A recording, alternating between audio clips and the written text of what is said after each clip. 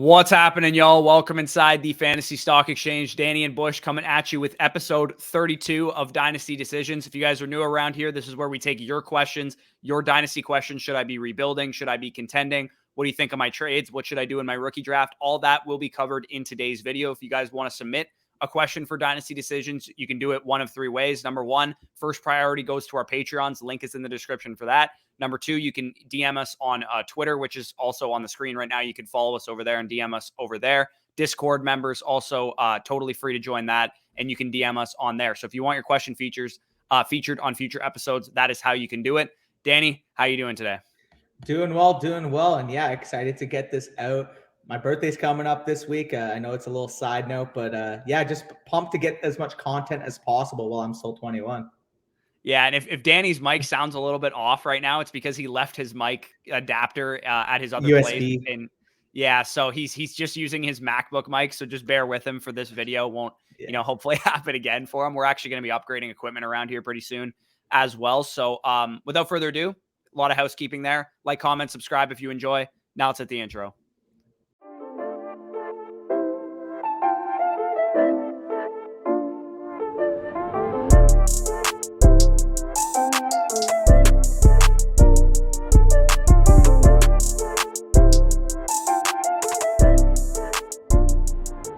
All right, we're going to start it off like as always with the Patreon questions that we got. Caleb's team, the first one that we got here. I'll let you go over his team and some of his questions here. Yeah, so you guys can see the main proponents of this team. Obviously, quarterback, you got Mahomes, Cousins, etc., Mac Jones. Running back, Javonte, DeAndre Swift, etc. Wide receiver, Jalen Waddle, and others. Tight end, Kyle Pitts, with his picks being having only a 2023 second and both his 2024 first and second. So you guys can kind of see the layout of this team. He basically kind of wanted us to go over what the moves that he made and maybe any other potential moves he could make. So he says here might be lateral moves, but he wants to go for youth, which we preach over here at FSC. We want the youth and we want the value insulated assets. So already like the sound of that before we get into the deals. And he was just curious as to where we value Tyreek Hill. So let's look at the deals first before we get into the team and potential value on Hill. So the first trade that he sent out here, he actually sent away Joe Mixon and Tim Patrick in exchange for DJ Moore and Chase Edmonds. And I'll quickly provide my input. Obviously, you can add after. But, man, I love this type of move. Honestly, I get it. Like, for the eye of a lot of redraft centralized type of players, people are going to be like, well, Joe Mixon, like he was a top 5 back last year. He's 26 in his prime on an ascending Bengals team. And I get that. I do think from a redraft standpoint, he's well worth that advertisement.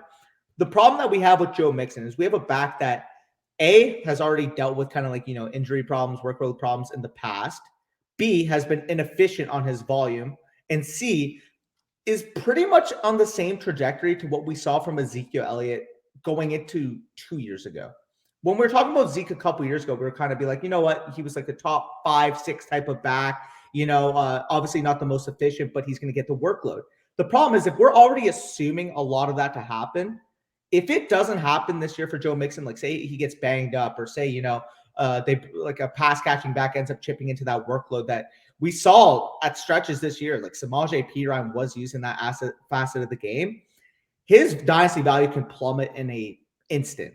And when we're looking at the other side of this deal with DJ Moore and Chase Edmonds, you're talking about DJ Moore, a 25-year-old ascending wide receiver that we all expect to at least get an attributed quarterback upgrade this year. And even if he does, he's been a top 20 wide receiver. So I already prefer that asset. But also getting Chase Edmonds, I know it's a little bit under the radar. But if we're talking about dart throw type of range, if we're talking about, round 10, round 11 plus, attributing yourself to a depth running back that can catch passes the way Chase Edmonds does. Overall, I would have liked more and Mixon straight up, but the fact that you're able to get Edmonds for Patrick as well, I do like your side of the deal here.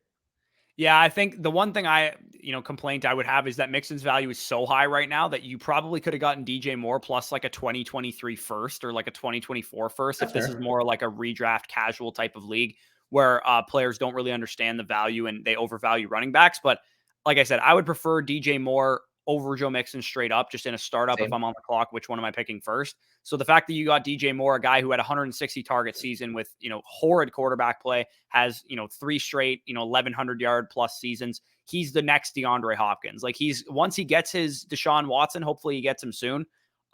he will be the 1,500 yard, 10 touchdown receiver that we think he can be.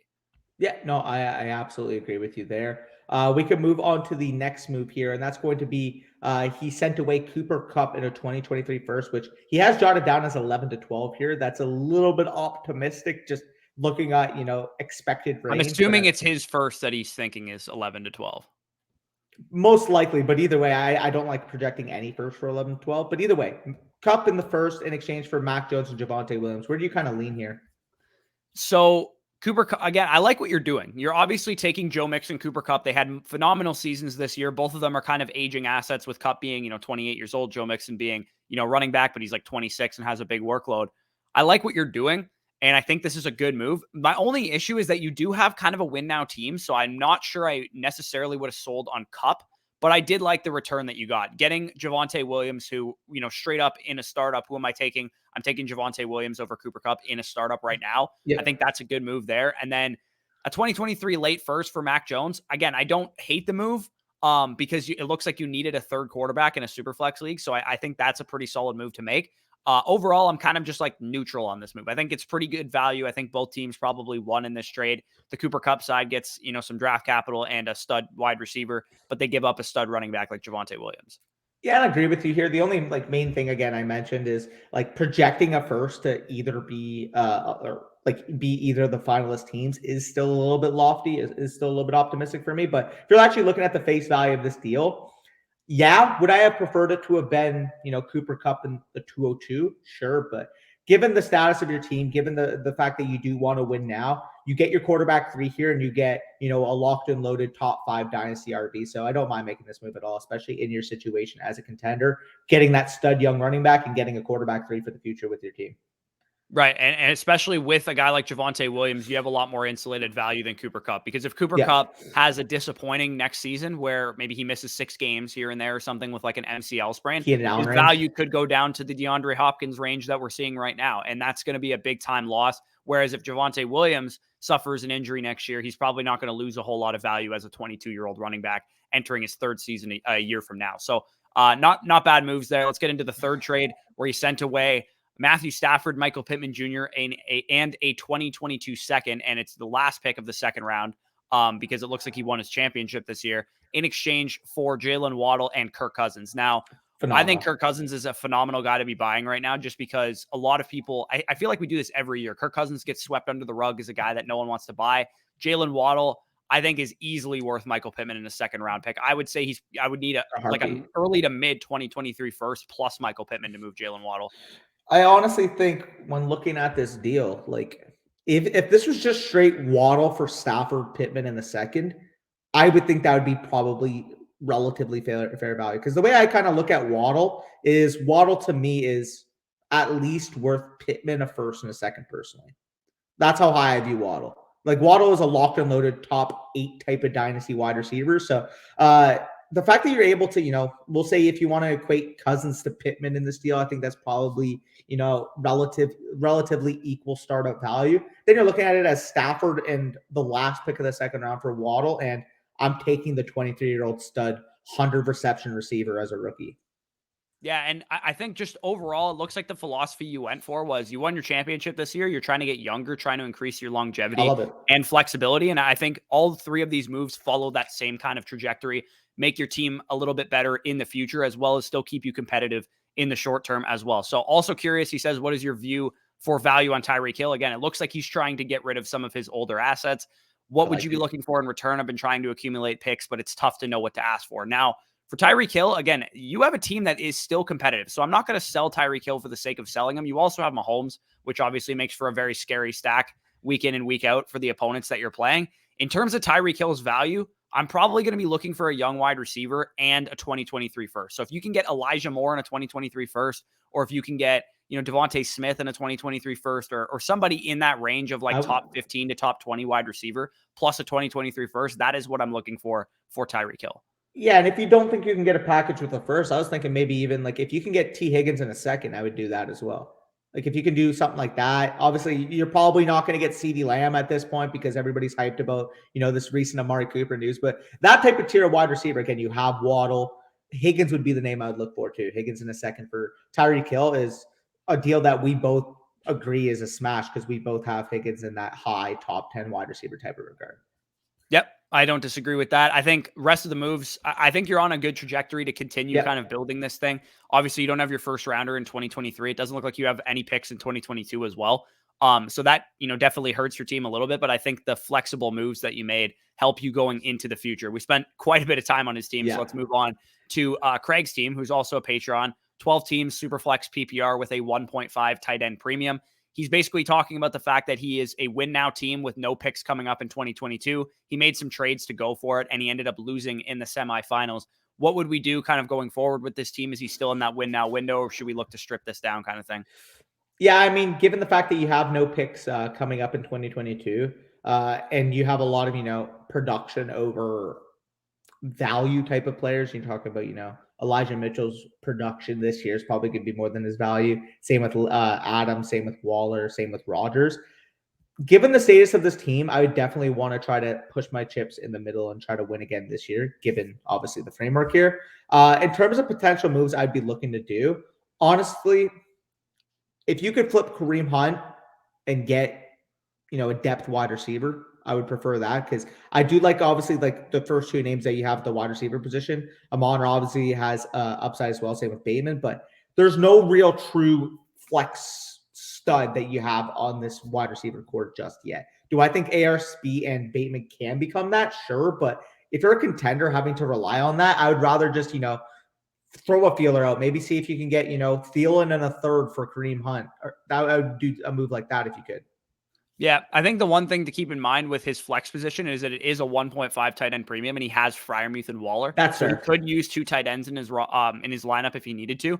I think this is a pretty well constructed like win now type of team. Yeah. I'm not looking to tear this thing down anytime soon. I think you're probably if you try and do that, you're probably going to end up sacrificing some value. You're probably better off to ride the wave with the Rodgers and Adams kind of stack. And the second that goes down in flames, let's say Rodgers, retires or something out of the blue and Adams goes to like the Raiders or something, then maybe you look to rebuild this thing and see what you can get for some of your win now assets. But I think you're also well set up that whenever Adams does, start to fall off production wise, whenever Rodgers does start to fall off production wise, you should have some kind of replacements in line for those guys with those young receivers and with Tua as a young quarterback. The other thing that kind of makes me worry is the quarterback 3 position because Jameis Winston, I mean, he could be a starter this year, but we don't really know. He also is coming off of a major injury. Rodgers is up there in age. So that the quarterback position makes me a little bit nervous knowing that you don't have any picks in 2022 to help address that as well. Yeah, no, I agree with you there. The quarterback 3 is a little bit of worry because Winston is so volatile. We don't necessarily know what his role is going to be. But I mean, aside from that, the main thing I'm doing here is just kind of gauging where your league is at in terms of your depth of running backs and maybe seeing if you can move Hunt, can move Fournette, can move Patterson or whatever, and try to rebuild that wide receiver core to contend. Yeah, I definitely don't disagree there. I think you're in kind of like a pigeonholed position where you kind of have to compete right now, which is not the ideal situation to be in. But I think whenever your competing window is up, you should have some solid pieces that have a lot of value that you can sell off and make some things back for them. So overall, pretty solid position to be in. I would say try and go out and win the championship this year. Hopefully, if that happens, obviously, then it was all worth it, and you can rebuild at a later date. Yep, no, for sure. So we can move on to the next team, and that's going to be from Kelsey.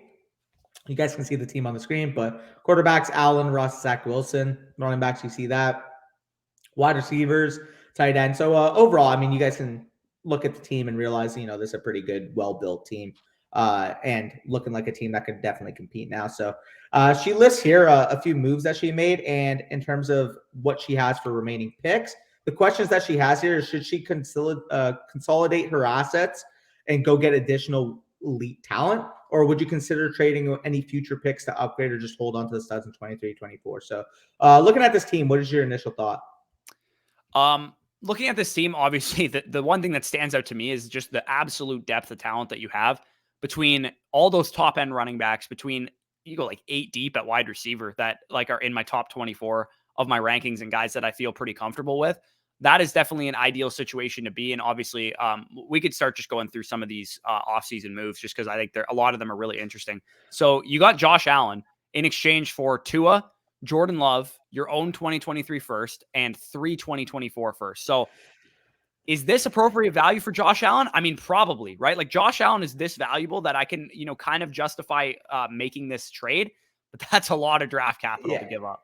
Yeah, I mean, it is steep for me. However, when I see the draft capital that you have right now, in addition to the team you have, I'm assuming in this particular league, in terms of your market dynamic, those elite assets are worth a fortune in this league. So, I mean, the fact that your team's already in position to compete, is this an overpay in terms of, base going into a draft, going into any random league? Sure. But given the context of your league, given the context of that you have 6 future firsts in 23 and 24 with the team that you have, I don't mind making this move. Right. And that's, if you didn't trade those firsts away, you'd have 7 2024 first, right? Nuts. Or a 5 2024 first, sorry, and 5 2023 first. So, yeah. When you have that much draft capital on a team this good, you need elite superstars to win championships. And I think, Josh Allen, there's not many other guys that are as elite as him. So number 2 move that she made is Ridley, Amon-Ra St. Brown, and the 206. And she gave away Justin Fields. So what is your thoughts on this kind of package? It looks like this move came after the Josh Allen move. You wanted an upgrade at quarterback, and you're able to recoup some of the value you lost in the trade overall. Yeah, so basically what I'm gathering here is if you combine the second and third trade, she basically got Ridley a late first and the 2022 206 for Fields. That's probably decently appropriate value. I do think that Ridley, a first and a second, is probably going to land you Fields. Again, if this was a 12-team league, you'd probably have to pay a little bit more. But the fact that it's a 10-team, maybe you got a little discount there. But either way, I think this is a fair deal. And given the context of your team, given that fact that you want to compete, Ridley, we know when he's on the field, is going to be at worst a top 12 wide receiver. And by all accounts, it's looking like he's going to play again this year. So if that's the case and you're getting, a first and a second on top of it, given the status of your team, I don't mind making this move. Right. And that third trade that she has right here is 2023 first. So she gets her own first back that she traded away in the Josh Allen trade. And you give up Amon-Ra St. Brown. I'm okay with a 2023 first over Amon-Ra. I think Amon-Ra is a great, young wide receiver to have, but I will take most 2023 firsts over him. Yeah, I mean, like realistically here, in order to project that as, maybe you'd prefer Amon-Ra, that pick would probably have to be 111, 112, which I mean, given the definitely could be. Definitely could, but I mean, given that that's the quote unquote downside risk of the pick, and that's already equal value, in my opinion, to Amon-Ra, you're automatically giving yourself inherent upside in case, something happened to your team. Who knows? Guess what? You have that fallback of that first, which is going to be more valuable than Amon-Ra if it does end up profiling into, 107, 108 by some miracle. So, I mean, I do think this is a fair deal, and you give yourself some upside there in case the pick is higher than you expect. Yep, for sure. Fourth move that she made here is Hawk and Michael Thomas, and gave up Devontae Smith, the 206, and Terrace Marshall. Now, this kind of goes back to what we talked about with Dean's question last week, where he said, what do I do with Terrace Marshall? What do I do with Rondell Moore? What do I do with these kind of like face planners? This is a good example. Throw them into trades. They sweeten the pot a little bit, right? Because they're young, because they have, the unknown factor. People will buy into them, and you could get guys like Michael Thomas and TJ Hawkinson on your team because you're able to use these pieces kind of as sweeteners in these deals. So I really, really like that move. I think you won that trade by a wide margin. I almost would have done that package just for Michael Thomas. Yeah, well, I mean, I'm looking at it. I mean, I wouldn't have done it just for Michael Thomas because I do think Devontae is probably similar value.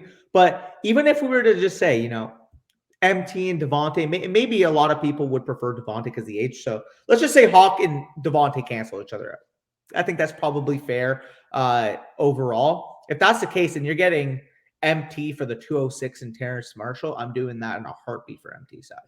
Yeah, for sure. Overall, any other thoughts that we have on this team? We have, should I consolidate any assets to get any additional elite talent? So basically, what she did with the quarterback position going after Josh Allen, should I take, CeeDee Lamb and, Jerry Jeudy and go after Jamar Chase or go after Justin Jefferson or something like that? Would you make a move like that given the state of this team, the depth that she has and all the picks that she has? If it all depends on value. I mean, like you have clearly an abundance of future assets that we'd love to preach here. And this is a time where you can turn them into, elite league winning type of players. If you can get, Jamar Chase or Justin Jefferson for, Lamb plus Jeudy or Higgins plus Jeudy or something like that, maybe the owner's really buying into the potential breakout of a Jerry Jeudy, especially if you sell him after he gets an Aaron Rodgers or something. Go ahead and do it. Honestly, I think you're in a position right now where this is probably at least a top 3 contender, probably even the best contender in your league. So getting that upgrade in terms of year 1 points with Jamar Chase, Justin Jefferson versus, Lamb or Higgins, I don't mind making that at all. No, I don't mind making that move either. I think, pretty good situation to be in. We can move on to Omar's team. All right, now let's move on to Omar's team. He actually sent us 2. We're just going to cover the one that he had more questions about because, we figured that's the one that he needs more help with. Superflex League with a 2-point tight end premium. So tight end's quite valuable in this format. He just won the championship in this league, and he decided to trade away my top quarterback for fun and depth. Is Dynasty really fun without trading? LOL. Anyways, any tips on what to do with my rookie draft? Now, he didn't say who his top quarterback was, but I'm assuming it was like Kyler Murray, Josh Allen, Lamar Jackson, somebody like that. And let's just overall view of his team. He's got Jalen Hurts, Baker Mayfield in a super flex league, so a little thin there. Probably not ideal to trade away your top quarterback. You have Eckler, Aaron Jones as your top running back, CeeDee Lamb, Jalen Waddle, et cetera at wide receiver, Darren Waller as your tight end. And you do have 3 first-round picks this year. All picks minus your 3rd rounder in 2023, all picks minus your 2nd rounder in 2024. So overall, looking at this team, I think I kind of understand why you made the deal, because it looks like you are lacking depth, and I'm not really sure how your team was looking before you got some of this depth on your team. And he didn't say who exactly was involved in this trade, but I don't know, man. I think you get yourself into trouble when you downgrade from elite assets just to get depth. That's what you should be using your draft capital to do, is fill out your depth and hit on some picks, especially if you have a bunch of late first rounders like you do this year, where you have 2 late first rounders. I would rather get my depth from that avenue than get my depth from trades. I don't know what your thoughts are on that. Yeah, I fully agree with you here. Trading elite assets as a whole, like, I need an overpayment in order to let go of a lot of guys. Like, again, I don't know what quarterback you're talking about here when you said you downgraded him, but hopefully for your sake, it wasn't, Jalen Hurts in the 109 for like Kyler Murray. You know what I Yeah, mean? for sure. But yeah, looking at this team, I mean, clearly you got some upside studs at the top. Obviously, Lamb, Waddle, Eckler, Waller, etc. In terms of your draft capital here, in terms of where you should probably lean with the 103, 109, and 112. With that 103, if Malik Willis falls to you at the 103, you take Malik Willis. Like, it just has to be, given the fact that he's expected to see high draft capital, given the fact that you need probably a long-term quarterback 1, but at minimum, at least a long-term quarterback 2 behind Hurts. So Malik Willis has to be pegged in for that 103 if he falls. If he doesn't make it to you at 103, where could you transition? What are your thoughts there? So we're going to have a rookie mock draft coming out in the next couple of days.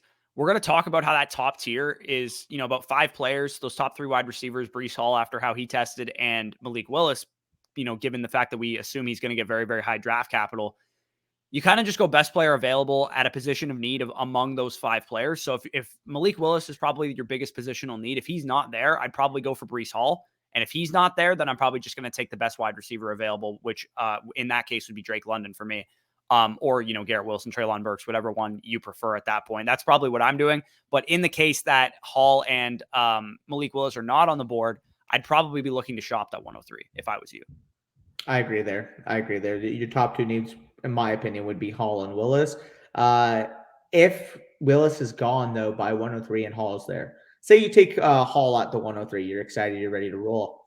That 109, again, it all depends on the draft capital, where you're going to have to take these other quarterbacks. But a guy like Sam Howell makes a lot of sense there. I know Corey obviously just did a tail of the tape on him. I know you're very high on him. He's actually ahead of Malik Willis in terms of your actual grading. So that could be an option at 109 if, he lands 27th overall to the Bucs, which would make Corey happy. Another pick, again, at the 112. You won't be there if that happens. Yeah. If he goes to the Bucs at 27, he's probably going to be a top 6-7 pick. But yeah, either way, though, probably go that high. That 109, 112, I'm probably looking at, if you go Breece Hall 103, I'm probably looking at a combination of quarterback and best player available, which will probably be wide receiver. Yep. That's probably what I'm thinking as well. Again, he said, any tips to what to do with my rookie draft? Obviously, that 103, if you don't have Hall or Malik Willis staring you in the face there, that is probably a pick I'm looking to shop in exchange for if you can get like Justin Fields straight up for that pick. Maybe, I'm not really sure if you can. I'm sure like a lot of people might value Justin Fields higher than that, but I would be looking to see what kind of quarterback you can get with that 103 if possible. I was about to say, you could probably flip 103 and the 112 for Fields. That'd Yeah, probably yeah. be Maybe you fair need to use value. 2 of those first round picks in exchange for a top quarterback. But again, Mhm. I don't know what quarterback you traded away. I'm not really sure what the return was. All I can, evaluate is the team that I have in front of me, and it's pretty clear to me that you're going to be rough at quarterback for if you're trying to compete. And I think the rest of your team, assuming you don't have any like major injuries this season, you probably could compete with this team this season. But that quarterback 2 spot or quarterback 1 long term is something that I'm definitely looking to upgrade if I can. For sure. So we can move off of Omar's team and we can go on to Mikey Ice's team, where you guys can see here the team on the screen. One quarterback, full PPR, Cousins and Fields as his main quarterbacks.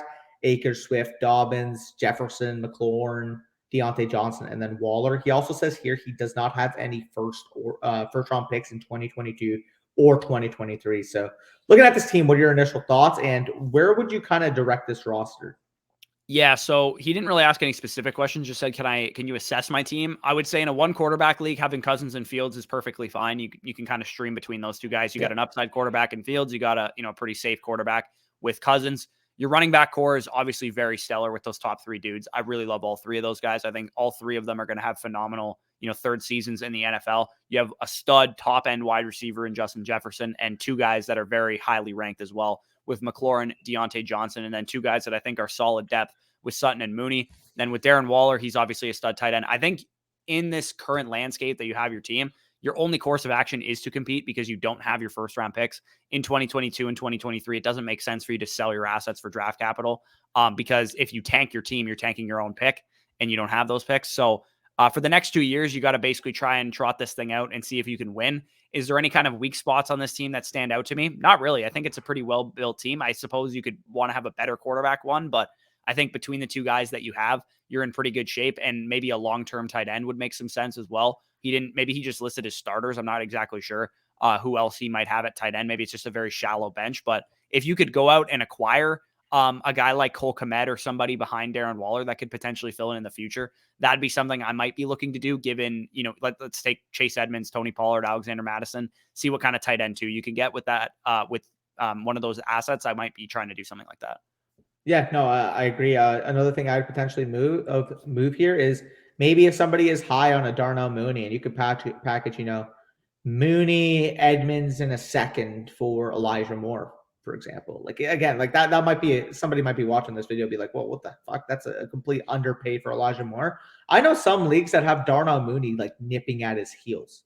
Like genuinely speaking, there are a lot of people on Twitter, on YouTube that are super, super high on Darnell Mooney. If you can flip them into a better prospect and better profile in Elijah Moore, and again, say you have to, lose Edmonds and a second as collateral, given the state of your team, I'd be willing to do that as well. Yep. I don't disagree there. I think pretty straightforward for Mikey Ice. Just go out and compete this year, see what happens. Yep. But before we get into TBBucs Team, which is the next team that we have here, got to pay some bills around here. A word from our sponsors over at Manscaped.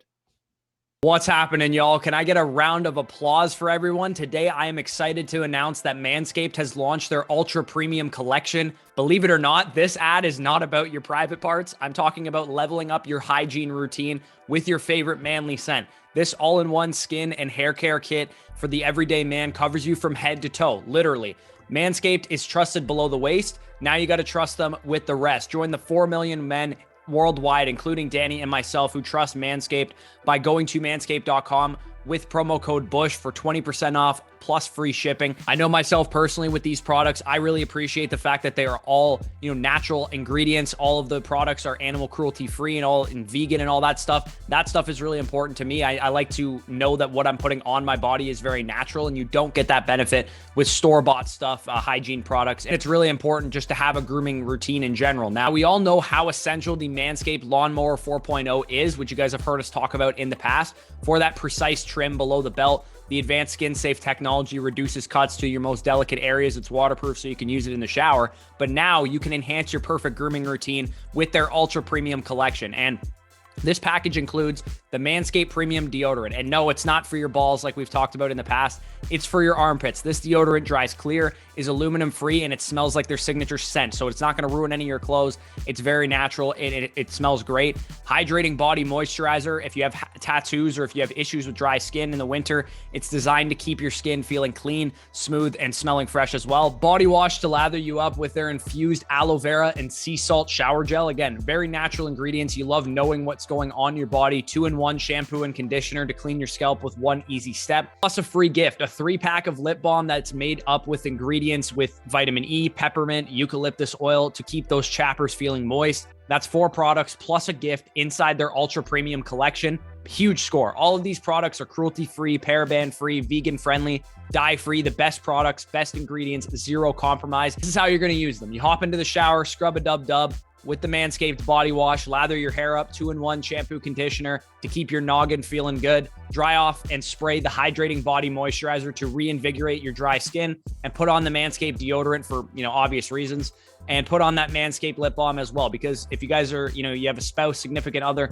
nobody is going to kiss your chapped lips. So make sure you use that free gift as well. Getting dressed afterward is optional, of course, but wear one great scent all day long. I know myself personally, when I worked in an office atmosphere, they didn't appreciate when we wore colognes, heavy scents and stuff like that. This is a real light scent, really smells good, really smells natural. So you won't, infuriate your HR manager either. Get that ultra premium collection hot off the shelves, get 20% off and free shipping with the code BUSH at manscaped.com. That's 20% off plus free shipping with promo code BUSH at manscaped.com on their ultra premium collection. The power of attraction is now in a bottle thanks to Manscaped. All right, big thanks to Manscaped. Now let's get on to TBBucs Team. 12-team single quarterback PPR league. You guys can see the team on the screen there with Fields as your main quarterback in a 1-quarterback league. You got Javonte Williams, Saquon Barkley as your top guys, Justin Jefferson, Elijah Moore, Keenan Allen, Darnell Mooney, Travis Kelsey as your top tight end. You also have the 101 and the 104 this year, 2 2023 firsts, and that's pretty much all the draft capital that you have. Overall thoughts, and then we'll get into some of the recent trades that he had on here. For sure. So, looking at this team right now, your top end talent is clearly really, really good. Again, in a single quarterback league, having Fields is obviously a big upside pick. Obviously, depending on what happens with Trubisky, maybe you have a quarterback 2-3 type there. Who knows in a single quarterback league, if he is a starter, I think that'll suffice. Running backs, Javonte and Barkley is a very good top 2. Wide receivers, Jefferson is at minimum the second best wide receiver in Dynasty. In some circles, we'll have him number 1. Kelsey, again, if you're contending, is the ultimate win now type of tight end. So in terms of these recent moves, let's go over some of these moves first and then maybe give him an outlook as to what exactly we would do with the rest of his team. So he ended up flipping Dalvin, Madison, and Cooper Kupp in exchange for Mooney, 2 2022 first-round picks. Which are both top 4, by the looks of it. And a 2023 first. Let's just talk about this right now. Okay. If we're saying that those picks are 101 and 104, you absolutely did fantastic in this deal. Honestly, if I'm looking at this right now, I would say 101 and Mooney. Again, this might get flamed by some people. People are going to be like, you just had the best wide receiver season of all time. I genuinely think that 101 and Mooney is probably similar value to where you're at with Kupp. Personally, if you're to do a startup right now, 101 probably goes, back end of the 4th round, middle end of the 4th round. Kupp's probably a 3rd rounder. And Mooney's probably, an 8th, 9th rounder. So, if you're equating value there, those are probably similar in terms of where you're at from trade value. So if we're canceling that out, Kupp and Mooney in the 101, you basically got 2 firsts, including the 104, for Dalvin Cook and Alexander Madison. As you guys know on this channel, we love the pick side there. We love the pick side. Dalvin Cook, obviously, we know is an older running back asset, not much tread left on the tire. And you're getting the 104 and a future first for Dalvin Cook. No brainer for me. I'm taking the picks here. Yeah, I actually broke it down differently. I broke it down as the 104 and the 2023 first for Kupp, and the 101 and Mooney for the rest of the package, which is, pretty easily, that side of things. So yeah, that again, the way however you slice it, I think you won that trade. On to the next trade, we have Najee, Herbert, DJ Moore, Mike Evans. So, a lot of, pretty decent assets in that trade to get Jefferson, Javonte, and Mahomes. Easy move. Again, it's a 1-quarterback league, so Mahomes isn't, a huge, value spike, but Jefferson and Javonte Williams are like our first-round picks in a startup in a 1 quarterback league. Najee is also a first round pick, but DJ Moore, you're talking about a guy probably going in the 3rd round. Mike Evans, probably like 6th, 7th round of a startup. So you got 2 absolute studs for 1 stud who I would, say is definitely below the other 2 studs that you got. And you give up some pretty solid assets and you get a stud, quarterback out of it who eventually flips. But I like your side of the deal a lot there. Well, yeah, if we're looking at this right now, right? Jefferson and Javonte, are first round picks, as you mentioned. If I were to equate value here, Najee and Javonte, I prefer Javonte, but if you want to, for ease sake, let's just say Najee and Javonte kind of cancel each other out, even though I would take Javonte. Then you got Herbert, DJ Moore, and Evans for Mahomes and Jefferson. So I would prefer Mahomes, but let's just say Herbert and Mahomes cancel each other out. I would much rather Jefferson to DJ Moore and Mike Evans. I love DJ Moore. I love Mike Evans, but I mean, we're talking about a top 2 dynasty wide receiver. You probably have to add a first on that. Yeah. Yeah. So again, I fully agree with you there. Give me the side that TBBucs receive. And then finally, looking at this last deal, I mean, Mahomes obviously started quarterback, but you're getting, a downgrade at quarterback in a single quarterback league and picking up Elijah Moore. It's a no-brainer. Yeah, I think that's a good move. Again, it looks like quarterbacks don't have a whole lot of value in this league, which they shouldn't. It's a 1 quarterback league. Right. So if you ever wanted to pick up another quarterback, maybe you just want to go out and get Kirk Cousins and trade away your like future 2nd round pick for Kirk Cousins, something like that. You probably could do that. I don't see any 2nd round picks on your team, but you could always just, move Brandon Cooks for him or something like that. Or, Mooney for a better quarterback or something if you wanted to. So I think you made out pretty well in these trades. He obviously says his first were top 6 picks in a lotto. So I guess he has a draft lottery, which is interesting. I've never played in a league like that. I think that's, an anti-tanking way, I guess, to decide your draft order. And you ended up getting, the 101 and the 104. For me, I think the obvious, in a 1 quarterback format, the obvious top 4 guys are Breece Hall and the top 3 wide receivers. Given that most leagues are going to overvalue the running back position and you're going to get a stud wide receiver no matter what at 104, I don't mind taking Hall at 1 and going with, either Wilson, London, probably not Burks. You'll probably go between then, but either Wilson or London should be there for you at 104. And I think that's going to, really, really solidify your team. Yeah, given how most leagues kind of view the running back position as a whole, everybody kind of, wants to pound the rock, I guess, if you will, in more casual leagues. And given the fact that Breece Hall literally tested out like Jonathan Taylor, it seems like, well, every little piece on Twitter, even though everybody's ignoring the fact that, Jonathan Taylor was 20 pounds heavier. But either way, though, 4.39 runner, elite athletic profile, produced well in college. He's going to be the 101 across the board in most casual leagues. So you're probably going to have to take him at 101 if you want to diversify and get a running back and wide receiver in this portfolio. And given the structure of this team, you could definitely use a running back 3. So I wouldn't mind just, taking Hall at 1 and seeing what wide receiver falls, as Corey mentioned. It'll probably be Wilson or London. So, correct, and I think either one of them is just fine. To me, it's not worth trying to take London at 1 or Burks at 1 and getting Spiller at 4 or getting, whatever. I think the upgrade in terms of getting Hall is probably smarter because, again, this might be shocking you guys listening to this, but Breece Hall really opened our eyes, with his combine. I'm going to go back and rewatch the guy. He's probably the running back 1 in this class. Spiller would really, really need to test well for him not to be. Yeah, and honestly, like watching Hall on tape, a lot of people were like, "Oh, how do you not have Hall RB1?" Yada yada yada. Like watching him on tape, I didn't see him as this elite athlete. Genuinely, I think he was a plotter? No, but I thought he would be, a late 4.4, late 4.4, early 4.5 type of guy. Did I see 4.39 in the range of outcomes there? Absolutely not. No, and I didn't see him also being that explosive with his jumps. I didn't see him. I also thought he was a little long too. I thought he was like 6'1", like 210 pounds. I didn't think he was 5'11", 217, which is exactly, how I would draw it up in a lab if I was creating a running back prospect for fantasy. So, all that being said, that's what we think of your team, TBBucs. Let's get on to Gigantoria's team.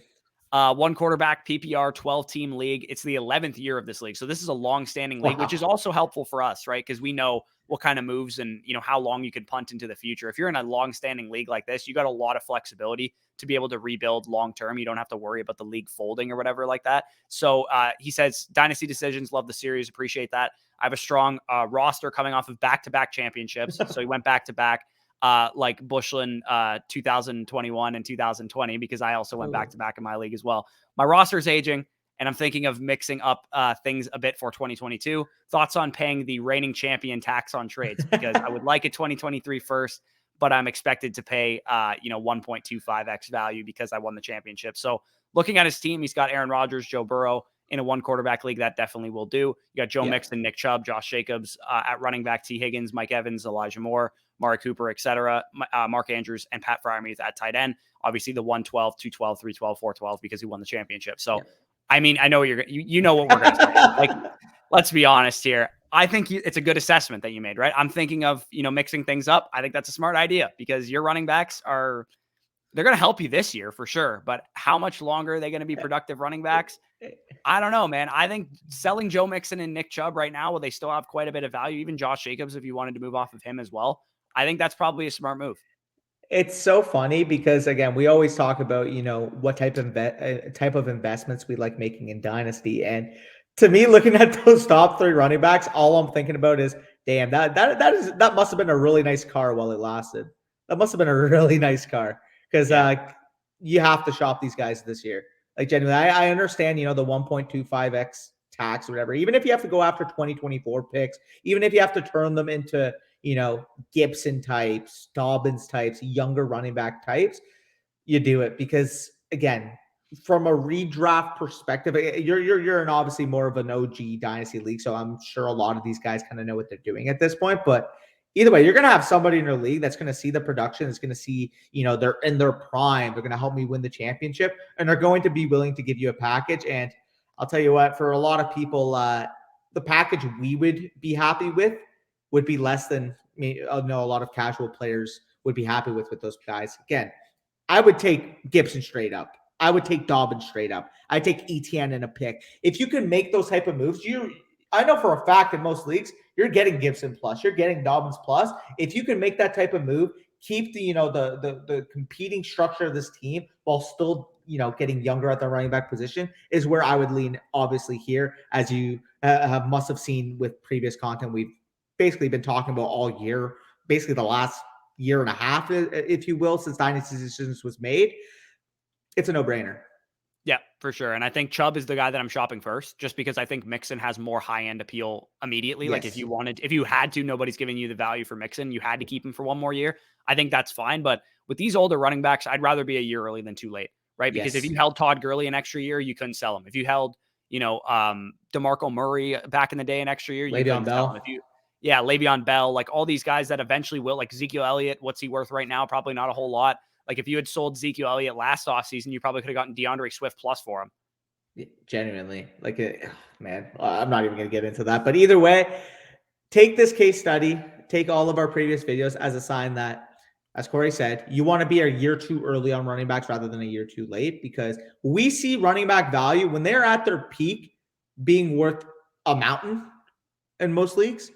But as soon as they lose value, as soon as they get older, they're worth nothing. They're worth crumbs. And there's a reason for that, because as we know, the age apex of running backs is really existent. So again, they have a small, 3 to 4 year window of elite fantasy production, and it usually starts the second they enter the league. So their rookie season, they're pretty much the duration of their rookie contract, and maybe the first or second year of their second contract is really when you want to own these running backs. And as soon as they're on their second contract, that's when the internal clock should be starting to go off for you. Yep. No, I fully agree with you. So overall, we can move on to the next team in trades from Peonio, unless you have any other closing thoughts here. No, we can move on to Peonio's team in trades. I'll let you take it away with his team. All right, so you guys can see the team here, but it's a 10-team Superflex full PPR with a 0.5 tight end premium. Quarterbacks here, Mahomes and Dak as his starters, with Darnold as his quarterback 3, a little less than ideal. But everything else, Gibson, Mitchell, Singletary, Goddard, AJ Brown. Overall, like the rest of the team is pretty well constructed. Also mentions that he has the 106, the 107, the 210 this year. His 2023 first, third, and fourth, and his 2024 second, third, and fourth. So he's just looking at, general advice on this and us to look through these trades. So let's go over the trades, since I mentioned that. You guys can see the first deal on the screen, but he ended up receiving Dak, Devin Singletary, and a 2023 fourth in exchange for CMC, MVS, and Mac Jones. What are your thoughts here? I like the CMC side.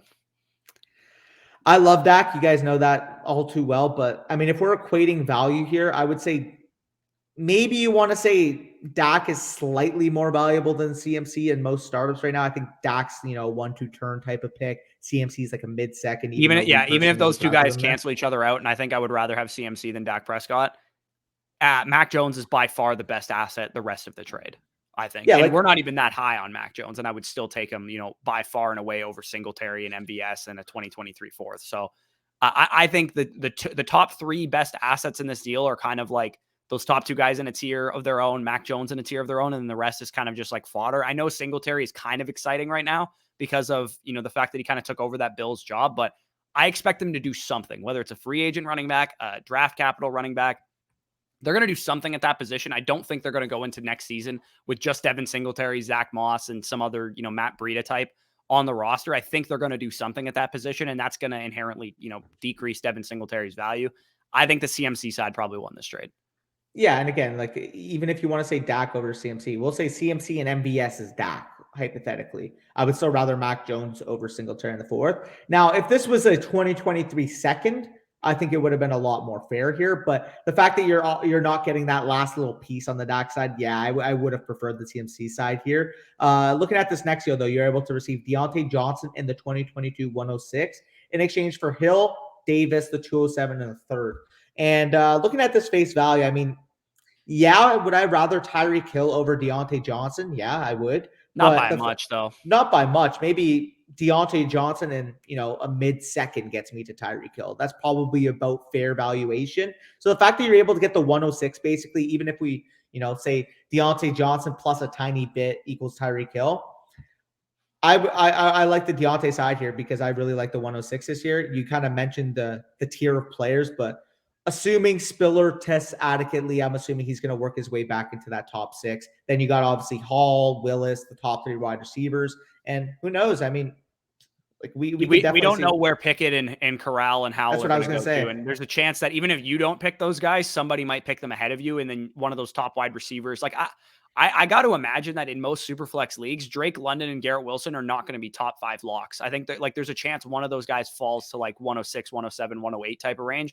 And if you can get any of those guys or one of the top quarterbacks in, top, like if Kenny Pickett goes like 11th to the Washington Commanders, I think he's absolutely worth that 106 as well. Yeah. And again, we're ignoring the fact too, that in a lot of more casual leagues, if Kenneth Walker gets good draft capital, Walker is going to go top 4. Like it's just going to happen in most leagues. Yeah, people are going to look and they're going to go, would I rather have the upside of Kenneth Walker because he's a running back, or would I rather have Garrett Wilson or Drake London? Yeah. And most casual players will probably choose the running back. Yep. No, I agree. So overall, I didn't really like the first trade for you, but I do like the second deal, getting that young piece with the 106.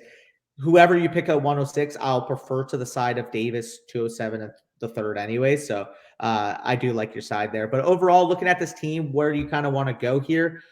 Clearly, you're higher on Singletary than us because you made the move. You probably have him, early second type of value. So he's going to be your RB3 given the package that you paid there. It just has to be the case. Singletary and Stevenson are going to be your depth running backs. You also have two top 7 picks too. You could always add a Spiller or a Walker with one of those picks if they're able to fall to you.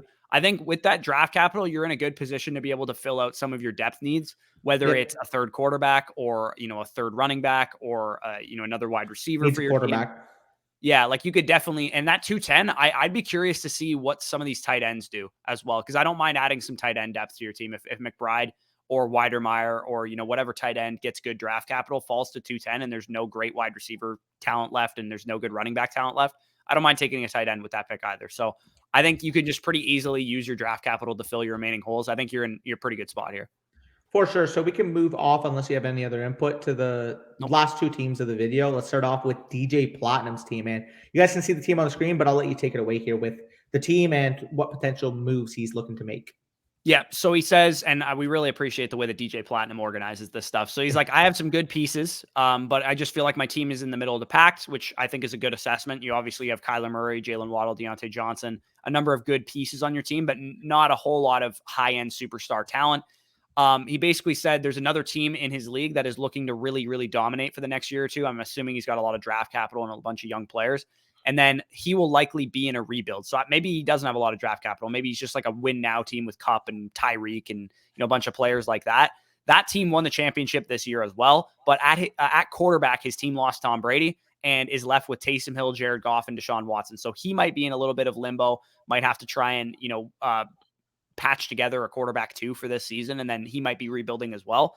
So he's wondering, I have no first or seconds, he has no first or seconds until 2024 now, though. What would you do with his team, given the state of his top contender in his league, and basically some of the trades that he made? Now, the first trade I don't like at all, Najee Harris and A.J. Brown, in exchange for DeAndre Hopkins, Zeke Elliott, a late 2023 first, and the 212. I think you could have gotten more value in exchange for A.J. Brown and Najee Harris, but we'll see by the end of all of his trades how the value kind of shaked out for him. Yeah, I mean, looking at this deal, I want the Harris and Brown side. I mean, even if we're the most optimistic people here, I like Zeke the first and the 212 for Harris, and then I'd rather have Brown or Hop. Like, I would much rather the Harris and Brown side. Like, it's not even close. Right. But we'll see what he does with his other trades, because I do think he really, really made up for it. And again, maybe he knows something we don't, because these redraft type of assets like Zeke Elliott and DeAndre Hopkins clearly went for a pretty penny in these other trades. So he didn't settle there, right? He turned around and flipped those guys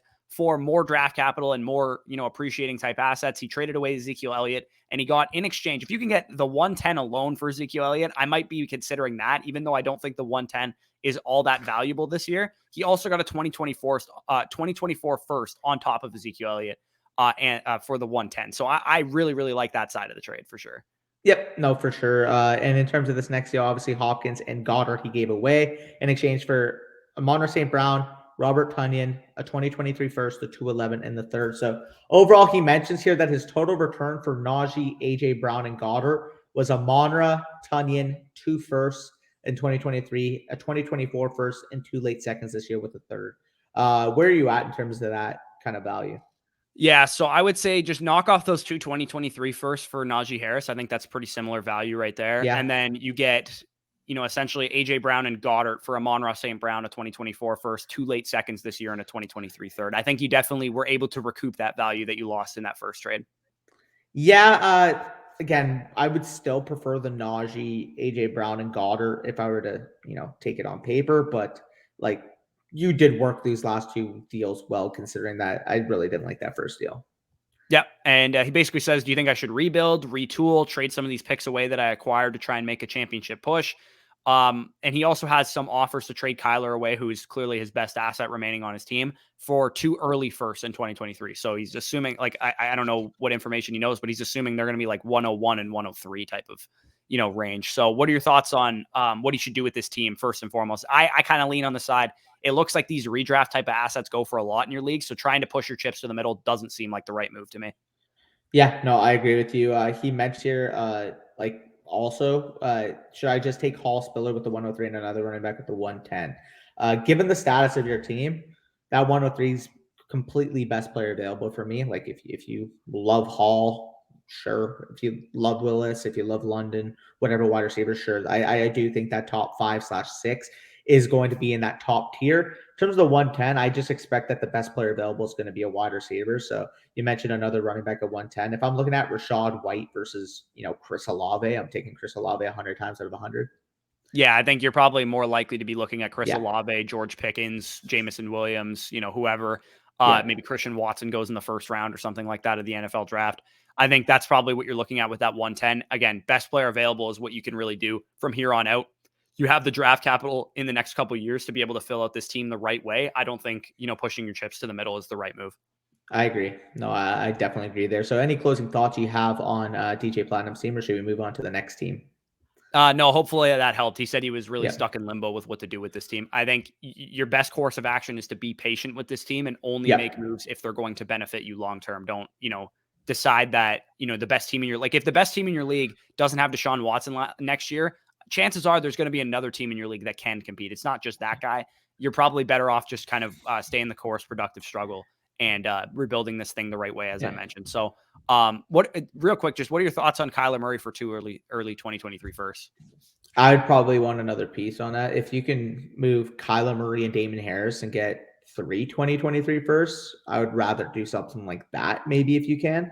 Because I don't know, like, even if they're early, I mean, we're hoping Stroud or Young can one day be Kyler Murray. 90% of Kyler Murray. Yeah, like, even if let's sub it out right now. Kyler, Kyler right now to Justin Fields in an early first. What are you doing?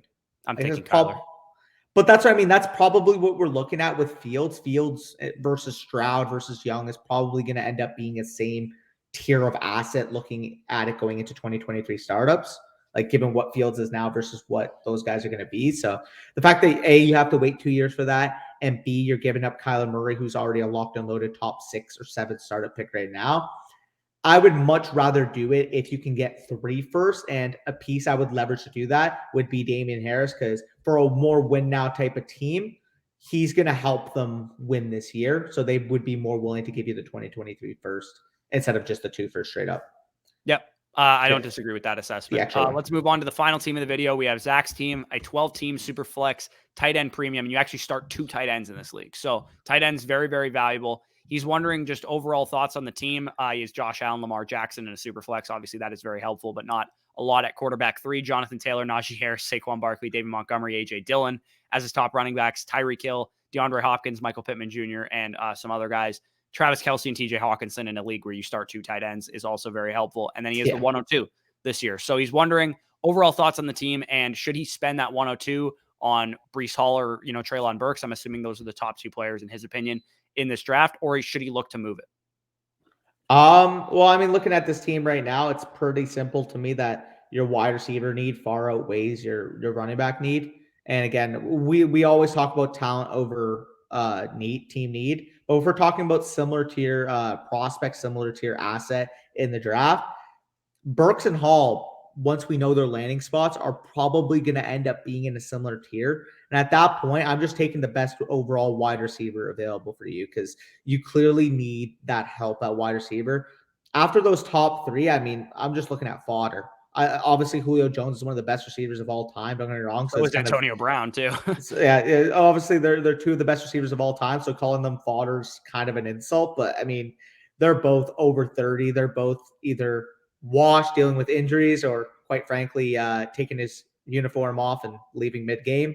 So getting a youth injection there would definitely help. Yeah, for sure. I don't disagree. I think, Drake London, Treylon Burks, Garrett Wilson, whatever one you deem to be the best receiver at 102, I would probably take that player. And assuming they get a good landing spot, that would also help them as well. At 204, again, you're probably looking to fill out more wide receiver depth. With the strength of this draft being at 204, you should be able to get Sky Moore. Sky Moore, George Pickens, Justin Ross, David Bell, somebody like that, I think is probably what you're looking at 204. And I think you could use 2 young receivers for this team. Yep. No, I absolutely agree. So any closing thoughts here? Should we wrap up the video? No, I think we can wrap up the video again a little bit longer than we usually go on these, but we had a lot of questions, a lot of trades. So hopefully you guys got some value out of this. If you did, hit the like button, comment any of your thoughts down below as well. Subscribe to the channel if you are new. If you want to be featured on Dynasty Decisions in the future, as I said in the beginning of the video, the easiest way to do that is to go over to Patreon, patreon.com// fantasy stock exchange. You'll also get access to our Dynasty Rankings Manifesto, which has, all of our rankings by bucket and age, tier. We have them just by position. We have top 100s for 1 quarterback and super flex. We're going to have our rookies added into that in the next coming weeks as well. So if you want to know what Treylon Burks is relative to like the veterans already in the NFL, we will have that coming up in the next few weeks or so. So if you want to, get access to all that stuff and more, patreon.com/ fantasy stock exchange is how you do it. Again, shout out to our sponsors over at Manscaped. Promo code Bush for 20% off plus free shipping on, all their stuff that they have over there. Performance Package 4.0. Peace out, guys. And we'll talk to you soon.